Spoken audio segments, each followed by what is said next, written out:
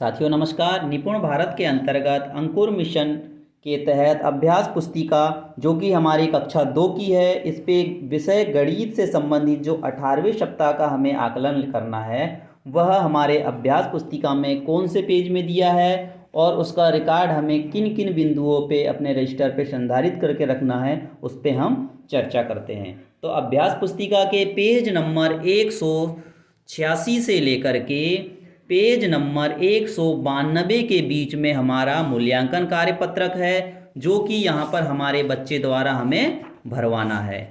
ठीक इसी तरह हमें आगे जब हम जाएंगे, जो संवर्धन के हमारे जो बच्चे होंगे, यानी वे बच्चे जिनको हमने जो सिखाया वह पूरी दक्षता हासिल कर चुके हैं, उन बच्चों के लिए हमारे अलग से संवर्धन का इसमें आकलन प्रपत्र दिया हुआ है। वह है हमारा पेज नंबर 215 से लेकर के पेज नंबर 225 के मध्य में। तो साथियों, ये टेस्ट हमें बच्चों का या ये आकलन हमें बच्चों का कार्यपत्रक के आधार पर लेना है पेज नंबर 186 से 192, और जो संवर्धन के बच्चे होंगे पेज नंबर 215 से 225 के बीच में। और जब हम इस टेस्टों को बच्चों से या इन आकलनों को बच्चों से कंप्लीट करवा लेंगे, यानी बच्चे ने कौन सा सही किया कौन सा गलत किया, इसको जब हम यहाँ पर चेक कर लेंगे, उसके बाद हमें इसका रिकॉर्ड संधारित करना होगा। तो आइए देखते हैं वे कौन कौन से बिंदु होंगे जहाँ पर हमें बच्चों का रिकॉर्ड संधारित रखना है। तो साथियों, जैसा कि आप देख पा रहे हैं, आवधिक आकलन ट्रेकर 2 है। यह सप्ताह हमारा 18 है। इसमें कौन कौन से बिंदु होंगे इन पे हम चर्चा करते हैं।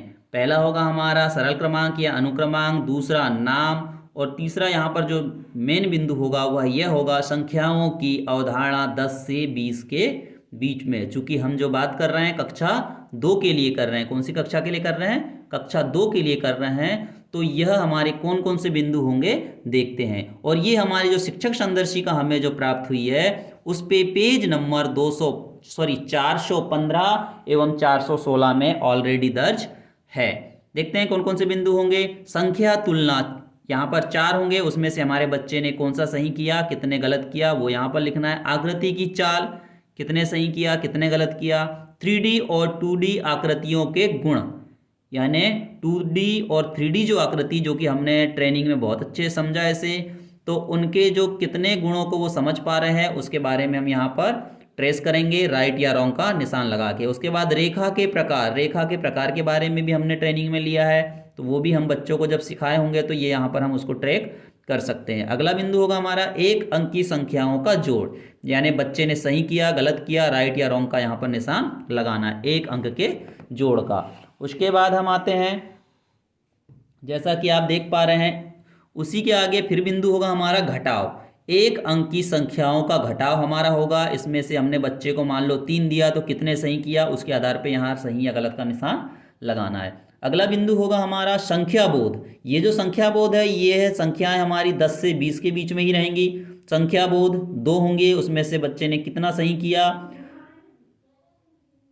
पुनर्समूहन यानी पुनर्समूहन में हमारे बच्चे ने कितनी संख्याओं को कर पाया, वहां पर राइट या रॉन्ग का निशान लगाना है। उसके बाद होगा इकाई दाही के हमारे 6 सवाल होंगे। इकाई दाही को संकेत वाले बच्चा हमारा कर पा रहा है या नहीं कर पा रहा है। ये सारी जो मान है, संख्या नाम, कितनी संख्याओं के वह नाम लिख पा रहा है, और पुनः मूल्यांकन में अप्राप्त लक्ष्य, इनको यहाँ पर हमें कौन कौन से प्राप्त अप्राप्त रह गए हैं या पुनः उन्हें पढ़ाने की आवश्यकता है, उन लक्ष्यों को हम यहाँ पर लिख देंगे।